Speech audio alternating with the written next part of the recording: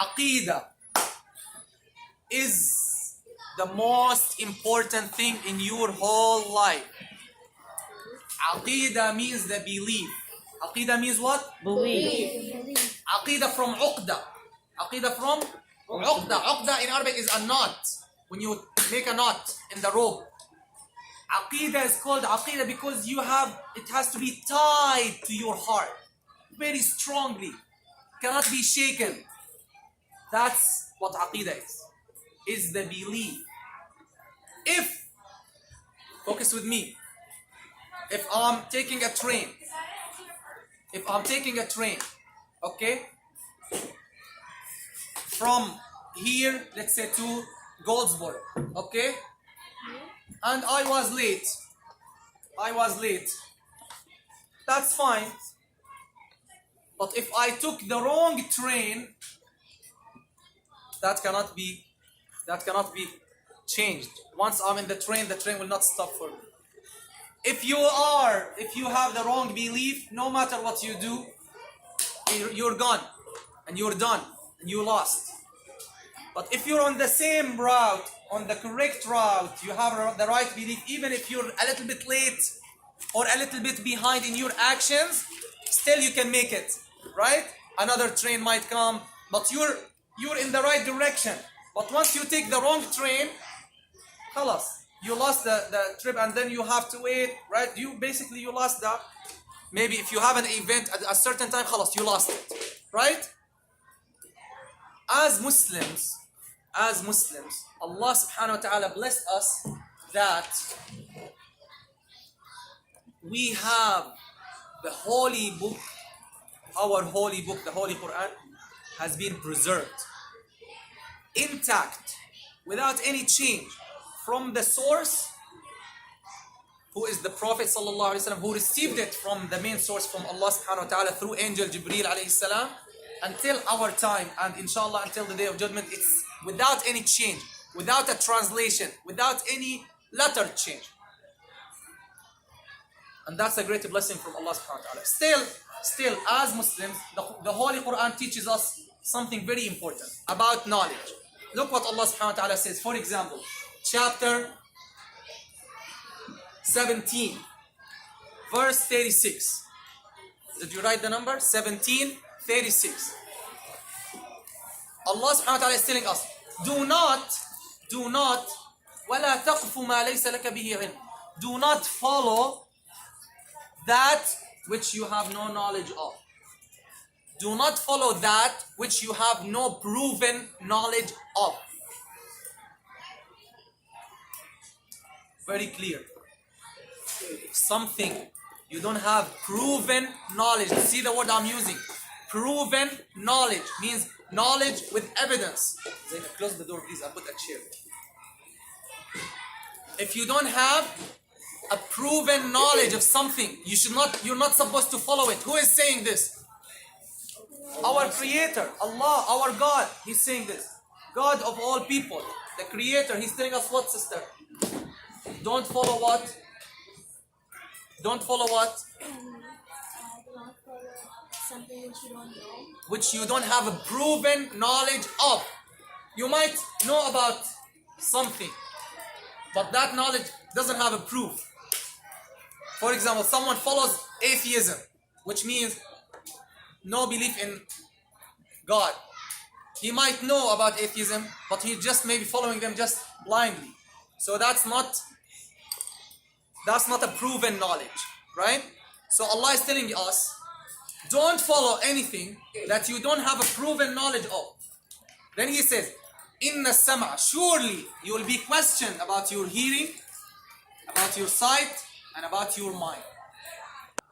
Allah subhanahu wa ta'ala used these three things because He made us special from other creatures with these things. Other creatures, they hear and they have sight, but they don't have minds, right? They don't have the capabilities that humans have. This is why humans control all animals, right or no? Now we can control the snakes and the lions, and we can control all the strongest animals. We can control them, right or no? And we have been able, by what Allah has given us, to go to the space and to go to the depth of the oceans, right? That's all because of what Allah has given us. Allah is telling us He's gonna ask us about these things. And He's telling us don't follow something that you don't have proven knowledge of. علم. ولا تقف ما ليس لك به علم. عين لام ميم. علم is what? It doesn't mean science, it means proven knowledge. That's number one. Number two, so remember, as a Muslim, you're not supposed to follow your parents just because they're your parents. You're not supposed to follow your community just because it's your community. You have to have what? Proven knowledge of what you're following. Otherwise, you will be what? Who knows the word? You'll be what? Look at me. You'll be what? Blind. A blind? Man. A blind? Follower. A blind? Follower. So the Quran is cautioning us not to be what? Blind follower. A blind follower. You cannot be a blind follower. If you're a blind follower, then you're just like freezing and deactivating these blessings that Allah has given you. You're not supposed to do so, right? And this is why when someone drinks alcohol, that's a major sin in Islam, because he's freezing, deactivating, putting off, turning off the special thing that Allah made him or preferred him with over other creatures. Right? Keep your head free. So, another very important verse in the Quran, Allah subhanahu wa ta'ala is rebuking who? The polytheists, who, when the Prophet sallallahu alaihi wasallam said to them, follow what Allah has revealed, they say, no, we only follow what we found our forefathers practicing. Then Allah says, look at this amazing ayah. Then Allah says, even if they had no understanding or guidance, still you're following them. So that's, Allah is rebuking those people who are, again, what are they doing? Blind following. In another nice ayah, look what Allah subhanahu wa ta'ala, this ayah, chapter 270. Chapter 270. One more ayah, it's similar, very similar, but look at the other ending. The other ending is, let me read to you the beginning of this ayah. This ayah has these are two ayah. Surah Luqman, chapter 31, ayah 20 and 21. Look how amazing it is.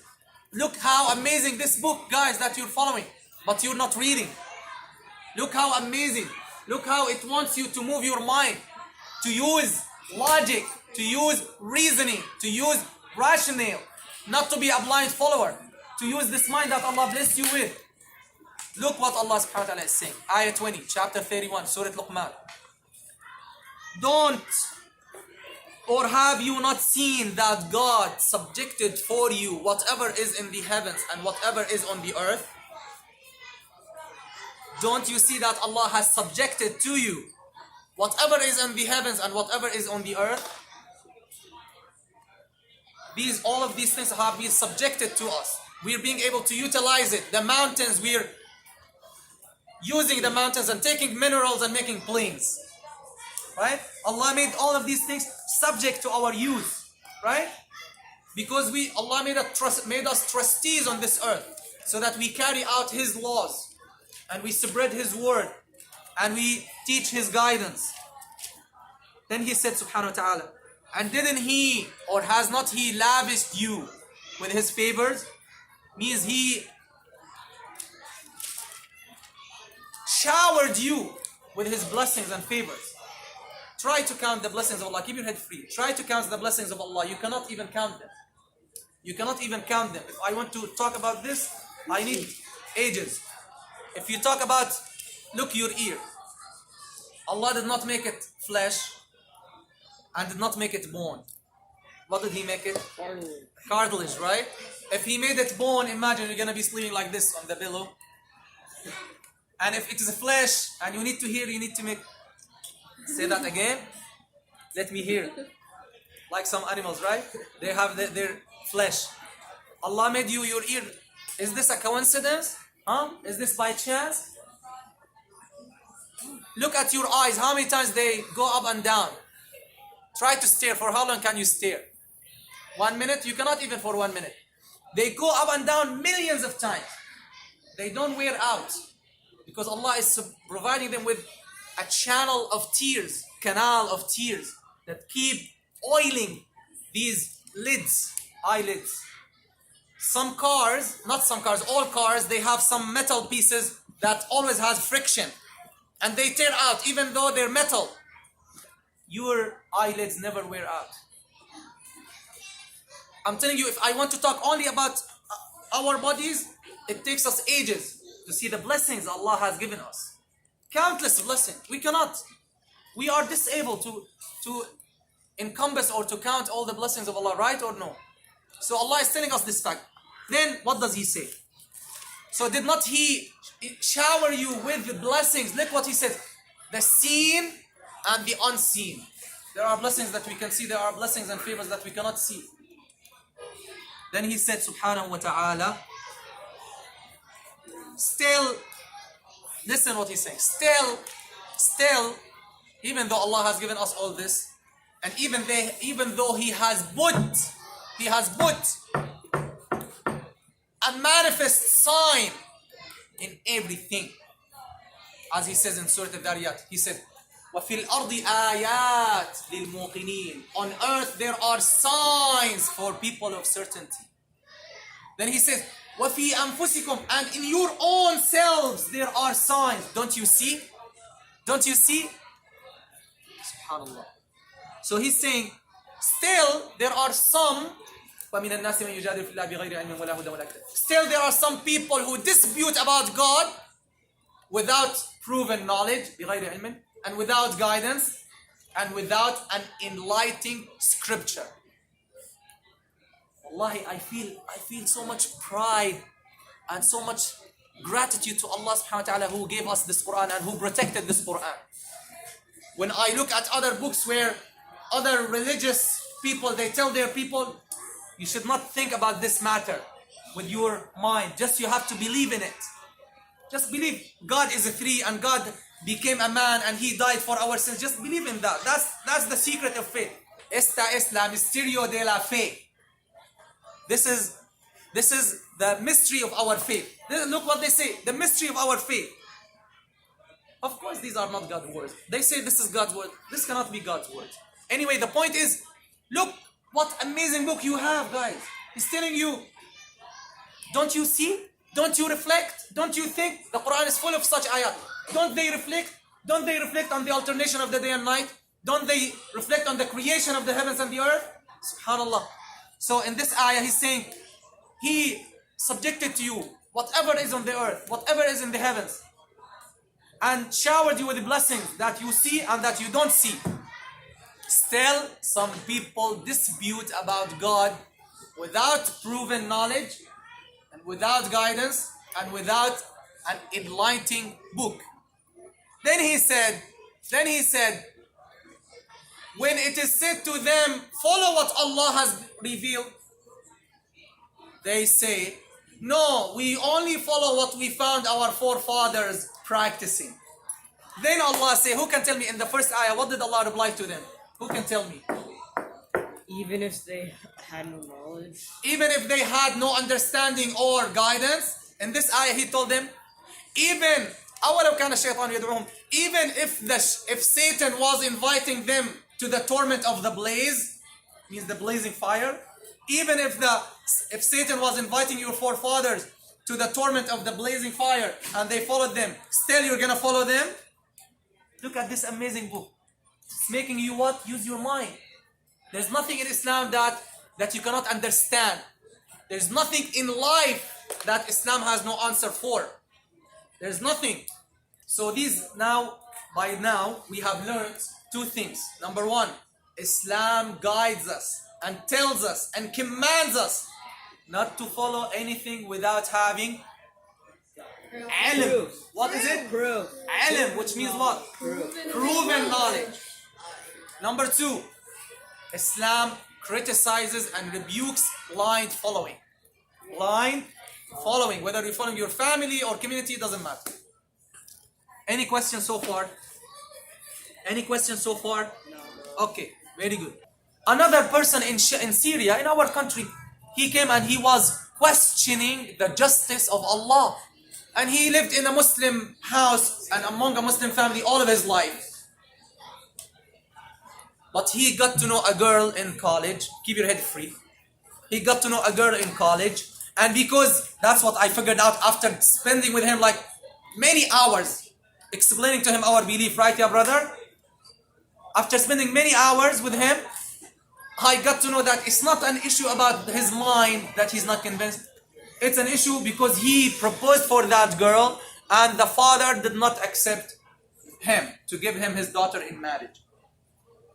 So now he started like venting that into God is not just, and then why God is, he knows everything, so why we have to do things if he already knows where we're gonna go, etc., etc. Some questions that some Muslims and non-Muslims have.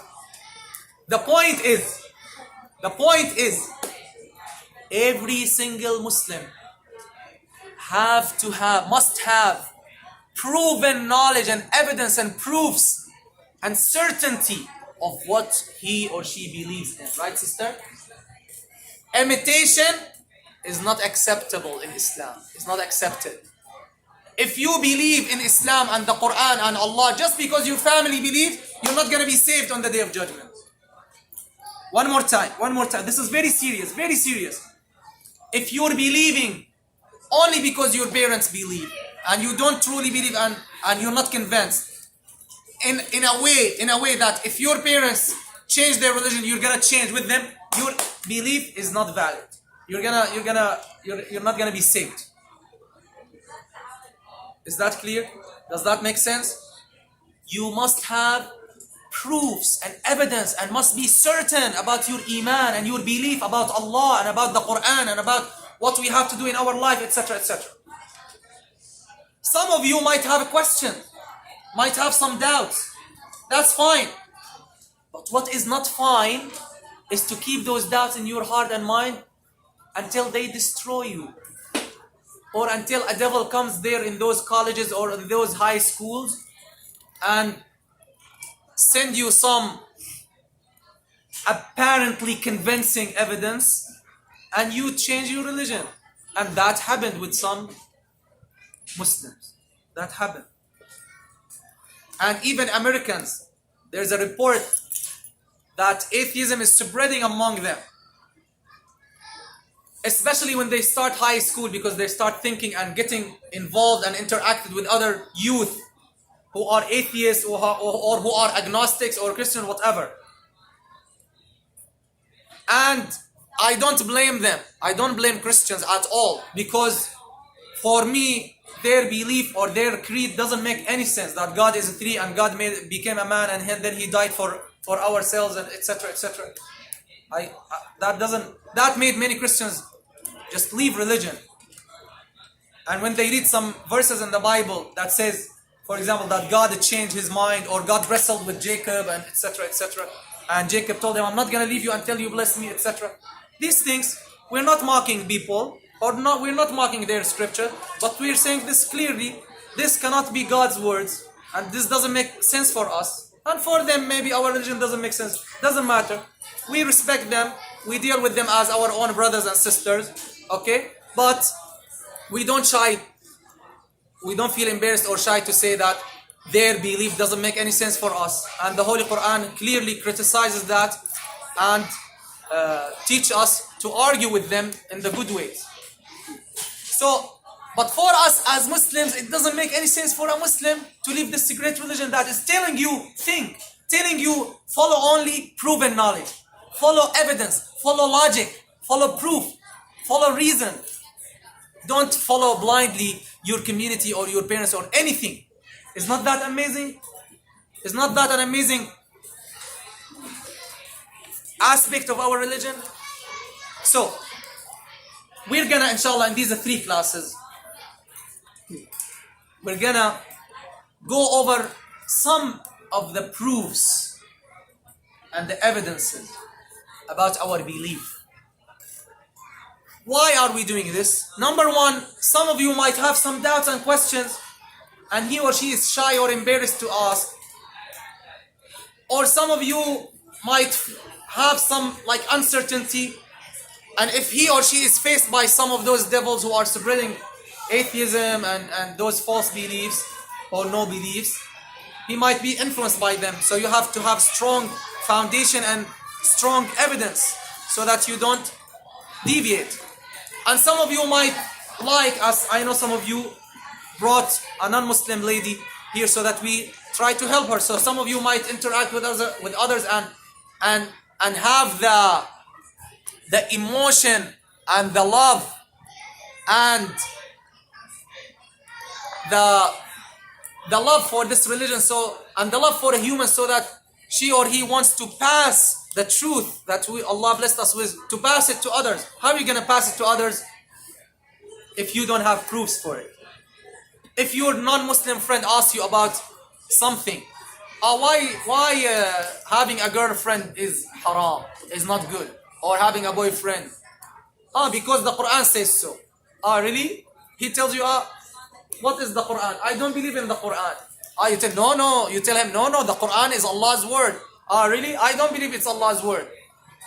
So if he asks you questions and you tell him, why you believe in Allah? Because the Quran says this. Really? Is that an answer? Of course, it's not an answer. Of course, he'll tell you, I don't believe the Quran is Allah's word. Right? So you cannot answer such answers. You have to give proofs that is convincing. You can prove first to him or her that yes, the Quran is Allah's word, is the literal word of Allah. Then yes, if you prove that to him, then whatever in that word, we're going to accept. Right or no? Alhamdulillah wa salatu wa salamu ala sayyidina rasulillah wa alihi wa sahbihi wa man wala. So, what is science? They claim science cannot prove the existence of God. Or some of them, they go and they are more ignorant. They're more ignorant and they say, science proves that there is no God.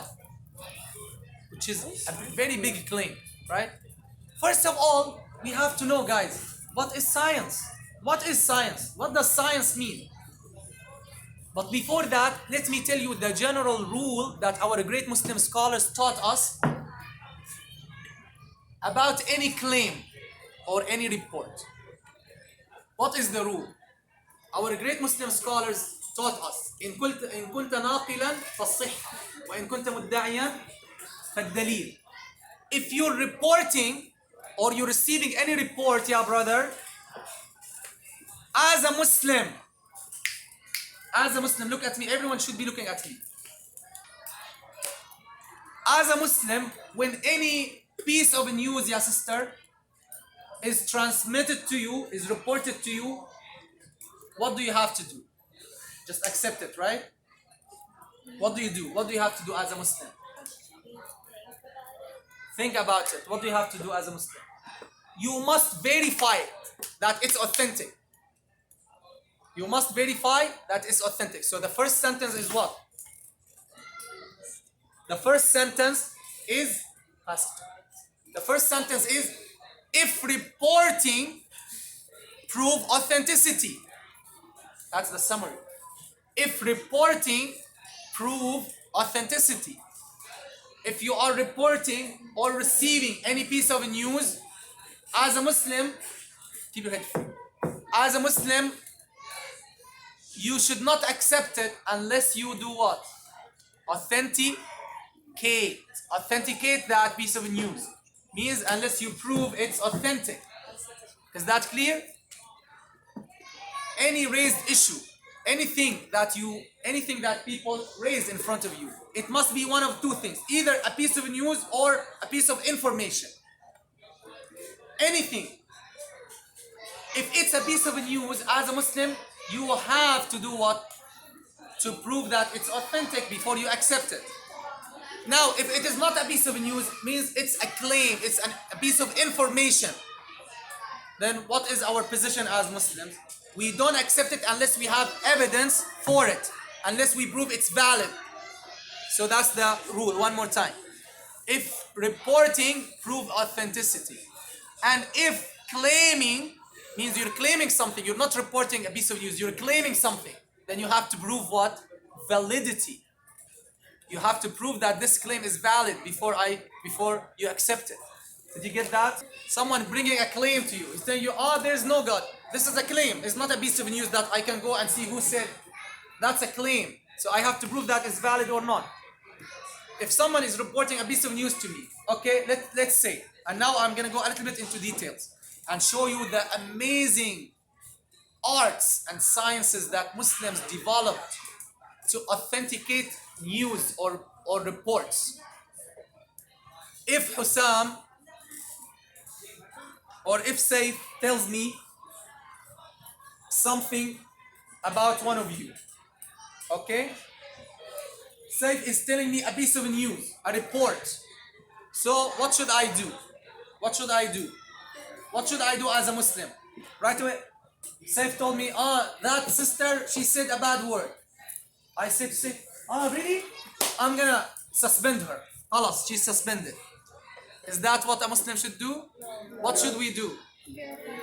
We have to verify this report or this piece of news.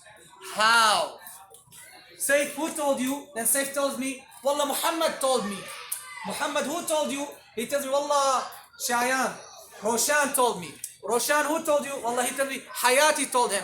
Hayati, who told you? He tells me, another person told him. Okay, who told you? Then he told me, Wallah, Yunus told him. Then Yunus, who told you, Ya Yunus? Hussam told me. Hussam, who told you? Hussam says, I heard her. Okay. Now, I have a chain of people until I reached what? The source of that piece of news or that report. Does that make it authentic? No. Yes. Does that make it authentic? Of course not. Of course not.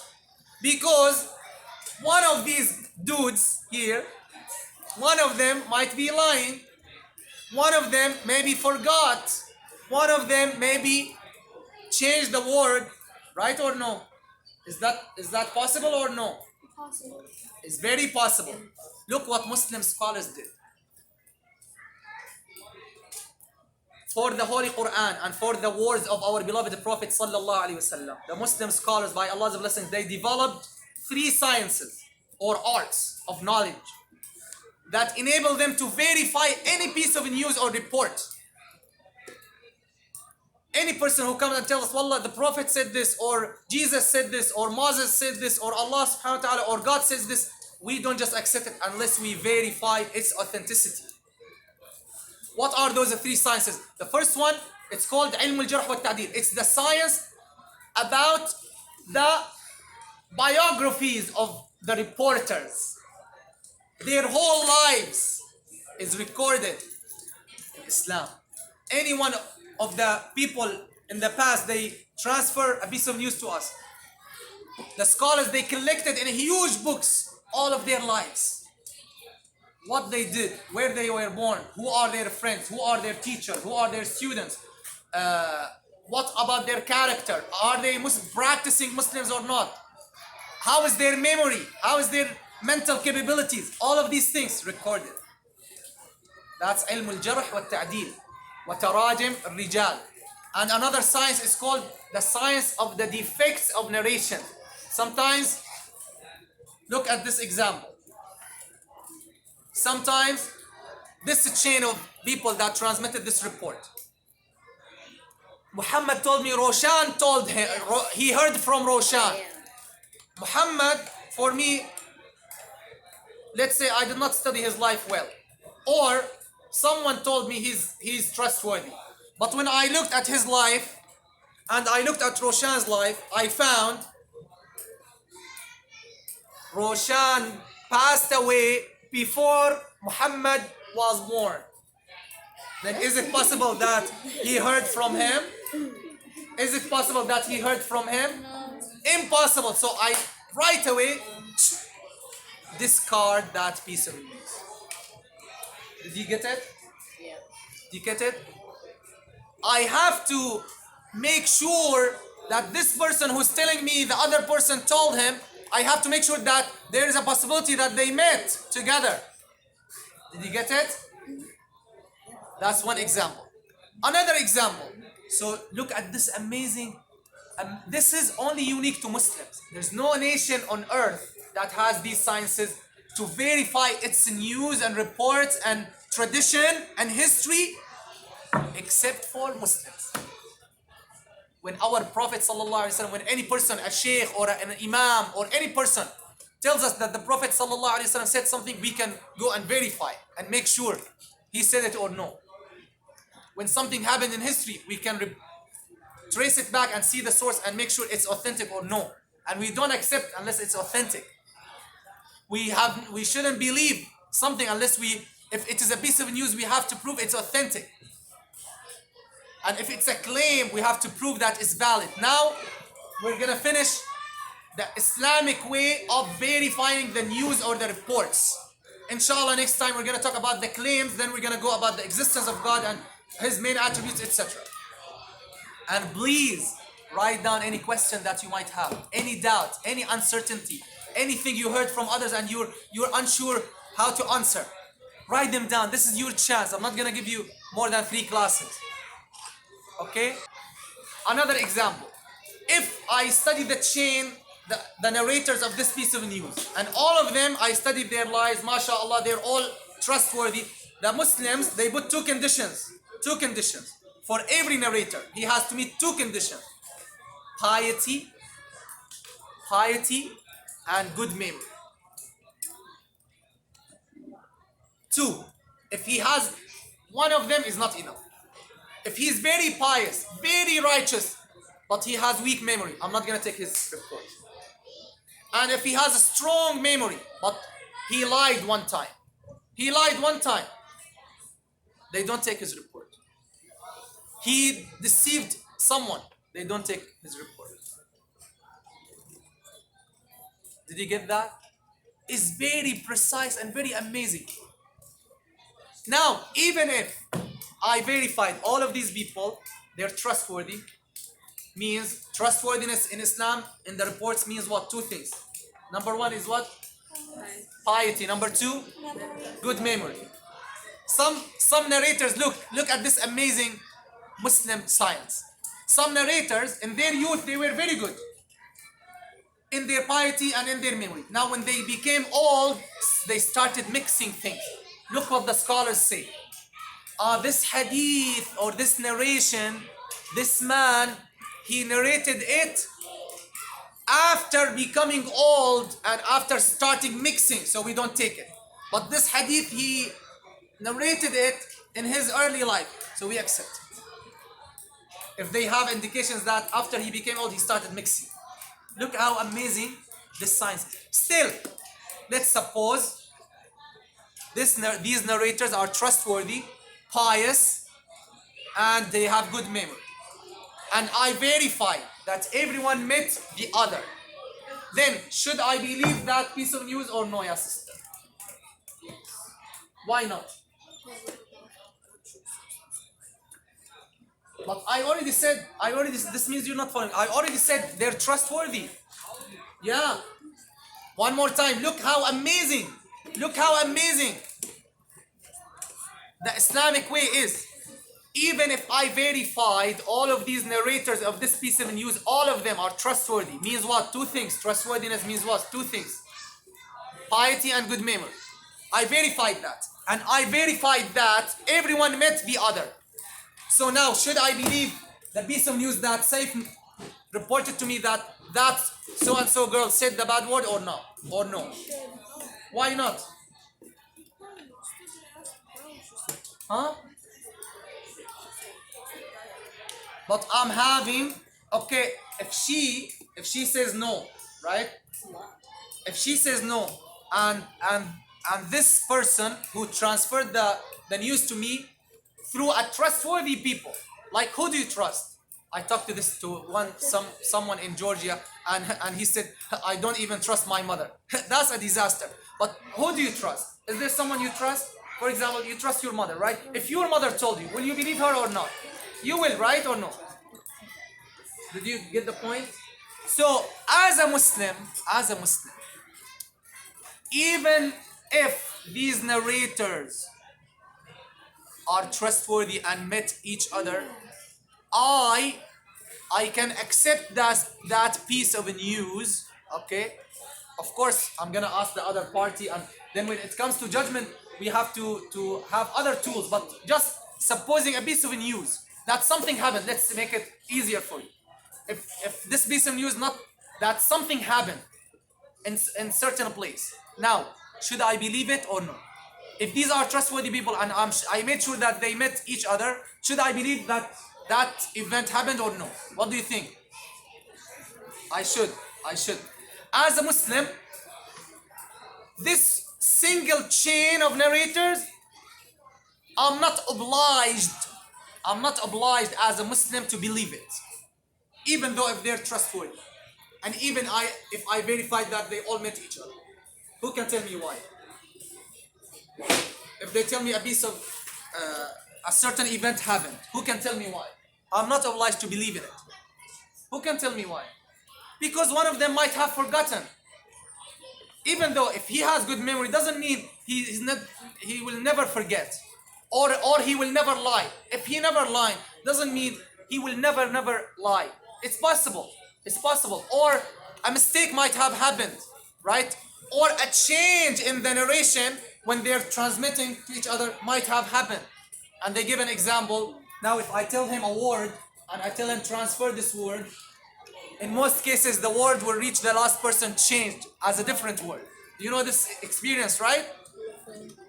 Islam told you, as a belief, something to believe in, one single chain of trustworthy people is not enough. But if I have many chains, multiple chains of trustworthy people reporting the same piece of news, then I must accept it. Otherwise, I'll be just contradicting logic and reason.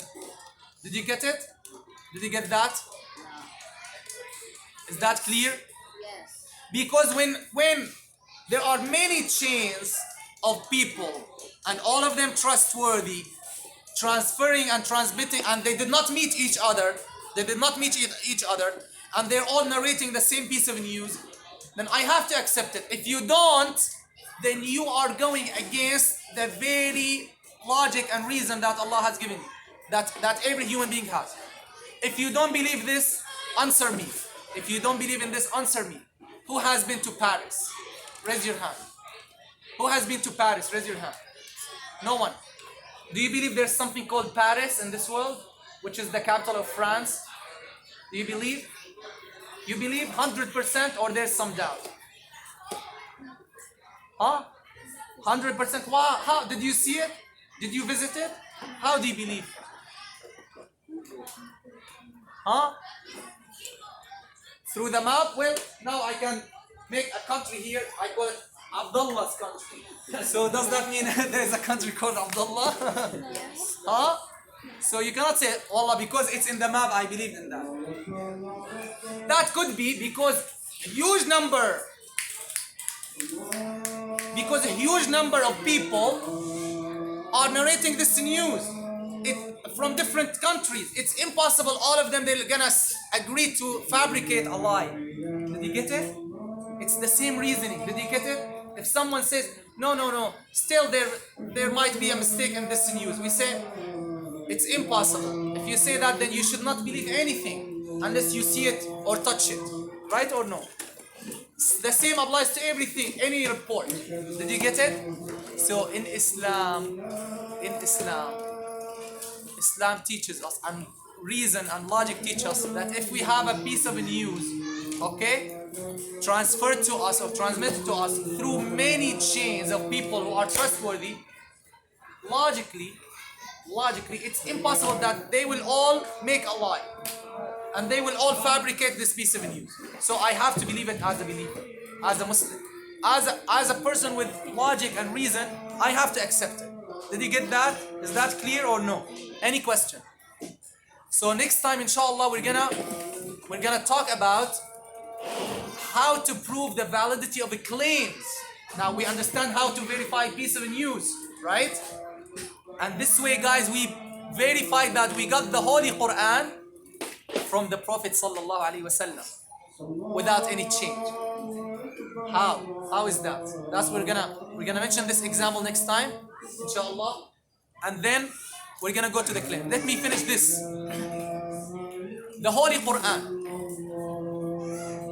How many people reported to us the Holy Quran in its entirety? We have hundreds of thousands of people. Those hundreds of thousands of people, trustworthy people, transmitting the same book, letter by letter, from the Prophet Muhammad sallallahu alaihi wasallam until our time. Hundreds of thousands of people, of chains of people, from different places, trustworthy people that we know them, and we know their lives and piety and memory, etc. What does that make us believe?